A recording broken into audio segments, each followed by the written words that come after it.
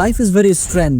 যখন মনে হবে যে আপনার যাত্রাপথ একদম বন্ধ হয়ে গেছে এবং আপনি শেষ হয়ে যাচ্ছেন, ঠিক সেই মুহূর্তে আপনি যদি কুইট না করে আবারও আরেকটা ফাইট ব্যাক করার জন্য আপনি চেষ্টা করেন এবং আল্লাহ সুবহানাহু ওয়া তাআলার উপরে ভরসা করেন, তাহলে দেখবেন যে লাস্ট মোমেন্টে, যতক্ষণ পর্যন্ত না আপনি নিজে কুইট করছেন, লাস্ট মোমেন্টে মিরাকেল স্টার্ট হয়। মজার ব্যাপার, এরকম বেশ কয়েকবার ইভেন্ট আমার লাইফে ঘটেছে। 2018 সালে ঘটেছে, 2021 সালে ঘটেছে, অ্যান্ড 2025 সালের শেষের দিকে এসব ঘটছে। এবং মজার ব্যাপার, এই প্রত্যেকটা ইভেন্ট আসলে আপনাকে নতুন ভাবে আপনার লাইফটাকে রিডিজাইন করতে হেল্প করে, রিশেপ করতে এন্ড রিথিঙ্ক করতে হেল্প করে, এবং আপনার স্বপ্নটা যে লেভেল আপনি অপারেট করছেন, যে লেভেলে থিঙ্ক করছেন, হয়তো বা তার চাইতেও 10x অথবা 100x স্টাইলে থিঙ্ক করতে আপনাকে হেল্প করে। এইরকম মুহূর্তে যখন আমাদের লাইফ আসে, তখন আসলে আমাদের একটু পজ দেওয়া উচিত, রিফ্লেক্ট করা উচিত নিজের দিকে এবং নিজেদের এনভায়রনমেন্টকে এবং নিজেদের সিচুয়েশন গুলোকে বোঝার চেষ্টা করা উচিত। কারণ something big takes something new, অর্থাৎ নতুন একটা লেভেলে যদি আপনি যেতে চান, তাহলে নতুন এনভায়রনমেন্ট, নতুন সেটআপ, নতুন প্রিপারেশন, নতুন সবকিছুর দরকার পড়ে। হয়তো বা আপনি সেই প্রিপারেশনের ভিতরে দিয়ে যাচ্ছেন কিন্তু আপনি বুঝতে পারছেন না। সো